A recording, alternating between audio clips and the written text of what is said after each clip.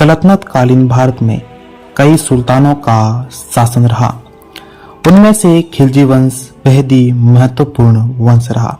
इस वंश में अलाउद्दीन खिलजी जैसा एक महान सुल्तान हुआ जिसने पूरे भारतवर्ष पर अधिकार करके वहां पर शासन किया।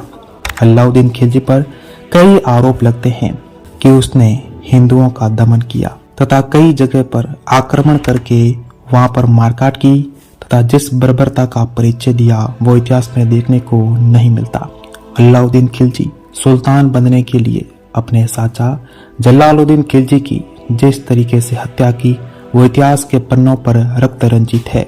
लेकिन दोस्तों आज हम बात करेंगे अलाउद्दीन खिलजी की उस सफलता के बारे में जिससे पूरे भारतवर्ष को बसाया गया। 13वीं सदी में भारत पर मंगोलों का एक तूफान मंडरा रहा था जो आंधी की तरह भारत पर बढ़ रहा था। लेकिन अलाउद्दीन खिलजी ने उस तूफान को जिस तरीके से रोका काबिले तारीफ है। मंगोल एक बर्बर और क्रूर जाति थी जिसने पूरी दुनिया में मानव जाति का विनाश किया। वो जहां पर भी गए विनाश के निशान छोड़कर आए। 12वीं और 13वीं सदी में एक ऐसा समय भी आया कि जब भारत पर मंगोल आक्रमण का खतरा मंडराने लगा और मंगोलों ने भारत पर आक्रमण भी किया और इस भारत को तहस नहस करने के इरादे से आए भी थे। लेकिन उस समय भारत पर अलाउद्दीन खिलजी का शासन था। तो दोस्तों आज हम जानेंगे कि अलाउद्दीन खिलजी ने मंगोलों के तूफान को कैसे रोका।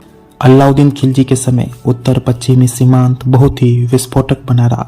1296 ईस्वी से 1308 ईस्वी तक मंगोलों के एक के बाद एक आक्रमण होते रहे। ऐसा प्रतीत होता है कि अब इन आक्रमणों का ध्येय केवल लूटमार तक सीमित न रहकर दिल्ली पर अधिकार करना था जो कि विफल रहा। संयोगवश अलाउद्दीन जैसा योग्य एवं साहसी व्यक्ति दिल्ली के सिंहासन पर था जिसने एक ओर तो मंगोलों से निरंतर लोहा लिया और दूसरी ओर साम्राज्य विस्तार की नीति को जारी रखा। अलाउद्दीन के राज्यारोहण के कुछ माह बाद ही मंगोलों का पहला आक्रमण हुआ, परंतु उलुग खां और जाफर खां ने जालंधर के निकट उन्हें बुरी तरह से पराजित किया। लगभग 20,000 मंगोल मारे गए। उनमें से बहुत अधिकारियों को बंदी बना लिया गया जिन्हें बाद में मौत के घाट उतार दिया गया। 1299 ईस्वी में सलदी के नेतृत्व में मंगोलों का दूसरा आक्रमण हुआ।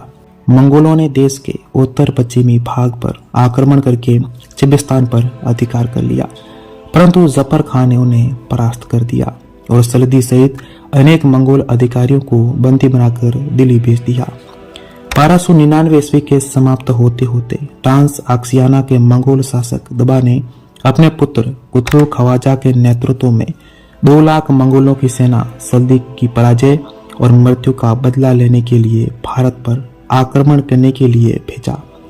इस बार वे लूटमार के इरादे से नहीं अपितु विजय प्राप्त करने के लिए आए थे। अतः इधर उधर की लूटमार में समय नष्ट न करके सीधे दिल्ली की तरफ बढ़ते गए और दिल्ली के समीप पहुंचकर राजधानी की घेराबंदी की तैयारी शुरू कर दी। उधर राजधानी की स्थिति और शासन व्यवस्था अस्त व्यस्त हो गई क्योंकि आसपास के क्षेत्रों से हजारों लोग जान बचाने के लिए राजधानी की शरण लेने को आ गए थे। मंगोलों की घेराबंदी से स्थिति और बिगड़ गई, परंतु अलाउद्दीन ने इस स्थिति में भी अपने साहस और मानसिक संतुलन नहीं खोया। उसने युद्ध समिति बुलाई, राजधानी के लिए कुमुक भेजने संबंधी जरूरी आदेश प्रांतीय सूबेदार को भेजे। उलुग खां और जफर खां ने मंगोलों के विरुद्ध प्रयाण किया और अलाउद्दीन स्वयं 12,000 सुने हुए सैनिकों के साथ मैदान जंग में जा पहुंचा। जफर खां ने अपूर्व शौर्य का प्रदर्शन करते हुए हजारों मंगोलों को मौत के घाट उतार दिया और उन्हें पीछे धकेलते हुए मुख्य सेना से काफी आगे निकल गया। मंगोलों ने घात लगाकर जफर खां और उसके सैनिकों को चारों तरफ से घेर कर मार डाला। इस अवसर पर अलाउद्दीन और उलुग खां पास से युद्ध का संचालन कर रहे थे, परंतु दोनों भाइयों ने जफर खां को बचाने का प्रयास नहीं किया। रात्रि के अंधेरे का लाभ उठाकर संपूर्ण मंगोल सेना वापस भाग खड़ी हुई थी। इतिहासकार लिखते हैं कि अलाउद्दीन के लिए एक दोहरी विजय थी, एक शक्तिशाली मंगोलों पर विजय और दूसरी अत्यधिक शक्तिशाली और महत्वाकांक्षी सेना नायक जफर खां का सफाया।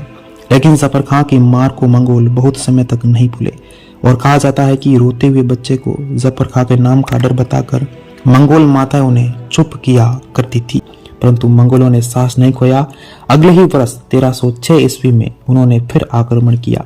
इस बार वे केब्रुक के नेतृत्व में मुल्तान होते हुए रावी नदी की ओर बढ़े और एक अन्य सेना इकलामामंद और तईबू के नेतृत्व में लाहौर की ओर बढ़ी। मलिक काफूर ने रावी तट पर केबुक को बुरी तरह से पराजित किया और फिर लाहौर की तरफ बढ़ रही मंगोल सेना को पराजित किया। कबक के साथ 50,000 मंगोल को पकड़कर दिल्ली लाया गया। इस अवसर पर अलाउद्दीन ने मंगोलों से भी अधिक बर्बरता का प्रदर्शन किया। बंदी मंगोलों को हाथियों के पैरों तले कुचलवाकर फिर बंदायू दरवाजे के सामने उनकी खोपड़ियों की मीनार बनवा दी। उनकी स्त्रियों और बच्चों को गुलाम बनाकर बेच दिया। अलाउद्दीन के समय मंगोलों का यह अंतिम आक्रमण था। कुल मिलाकर अलाउद्दीन मंगोलों पर विजय प्राप्त करने तथा उत्तर पश्चिमी सीमांत की सुरक्षा करने में सफल रहा। तो दोस्तों, अभी के लिए इतना ही। अगर आपको जानकारी अच्छी लगी हो तो हमारी वीडियो को लाइक करें, इस चैनल को सब्सक्राइब करें और कमेंट करें कि आपको ये जानकारी कैसी लगी।